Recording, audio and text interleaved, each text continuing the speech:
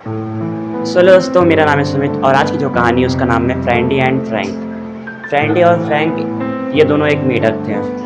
फ्रेंडी एक दिन ऐसे रास्ते से जा रहा था, तभी एक तालाब के किनारे फ्रैंक नाम का एक मेढक रो रहा था। फ्रेंडी की उस पे नज़र जाती है और वो उससे पूछता है कि तुम इतने उदास क्यों हो? तो वो बोलता है कि मैं ये देखते नहीं हो कि सामने जो जिस तालाब में वो रहता था उस तालाब में बहुत ही ज़्यादा पहले साफ़-सुथरा था, उसमें कीड़े-मकोड़े थे।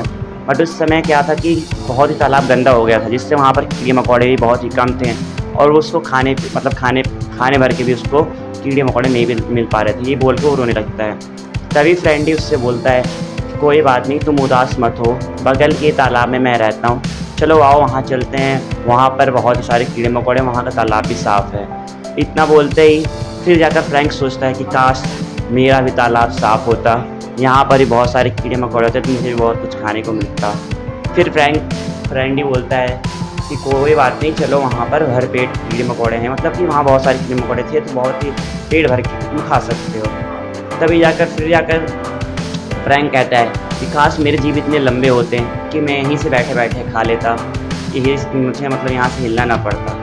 फिर जाकर फ्रेंडी बोलता है कि ये तुम भी जानते हो ये असंभव है, मतलब कि ऐसा नहीं हो सकता, तुम्हारी जीभ इतनी लंबी नहीं हो सकती है। चलो तुम उठो, जल्दी से चलते हैं, वहाँ पर चल के पेट भर तुम खाओ। इतना ये बात ही कर रहे थे तभी वहाँ पर एक बगुला आ जाता है। बगुला आकर तालाब के किनारे बैठता है। तब फिर फ्रैंक बोलता है, रोते हुए बोलता है, अभी एक इतनी मुसीबत कम थी जो एक मुसीबत और आ गई। फिर फ्रेंडी फिर दौड़ते हुए उससे बोलता है कि कोई बात नहीं, तुम चलो मेरे साथ, वहाँ पर चलते हैं, मैं जिस तालाब में रहता हूँ वहाँ पर बगुला नहीं आता है, तुम वहाँ बहुत ही सुरक्षित रहोगे। इतना बोलते दौड़ता रहता है और उसको फ्रैंक देखता रहता है। तभी बगुले ने उसको अपनी चोंच में दबा लिया। अब फिर वो सोचता है कि बाकी सारे मेढक कितने लकी हैं, उनको मतलब कि वो भर पेट खाना भी खा रहे, सुरक्षित भी, मैं लकी नहीं हूँ और बाकी सारे लकी हैं। तो इसी प्रकार हमारे साथ भी कुछ ऐसा ही होता है कि हमारे पास जो परिस्थिति है उस परिस्थिति में ना हम बदलाव लाना चाहते हैं, ना हम वहाँ से हटना चाहते हैं। जिस प्रकार फ्रैंक ना कि उस तालाब को साफ़ करना चाहता था और ना ही उस तालाब से निकल कर किसी दूसरे तालाब में जाना चाहता था।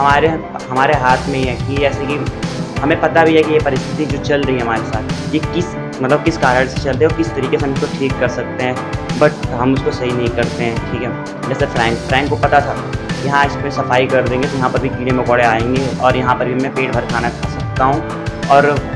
और ये हमारे साथ क्या होता है कि हम जिस माहौल में रह रहे हैं उस माहौल को भी ना हम चेंज करना चाहते हैं। अगर हम चेंज ना कर पाएँ तो उस चीज़ से हमको निकल जाना ही बेहतर होगा हमारे लिए। जिस प्रकार फ्रैंक अगर वो चाहता तो अगर तालाब को नहीं साफ़ करना चाहता तो फ्रेंडी के साथ जाता और वहाँ पर जाकर भर पेट खाना भी खाता और सुरक्षित भी रहता और वो जीवित भी होता। ठीक है, तो हमें क्या करना चाहिए कि हम या तो उस तालाब में से हम निकलें या तो उस तालाब को साफ़ करें, अच्छे माहौल में जाएँ या तो माहौल से हट जाएँ। ठीक है, तो इसी प्रकार हमारे इंसानी जीवन में भी होता है। तो उम्मीद करता हूँ आप सभी को ये स्टोरी अच्छी लगी होगी। अगर आगे की स्टोरी आपको देखनी है तो हमारे चैनल सब्सक्राइब और वीडियो को लाइक ज़रूर करें। धन्यवाद।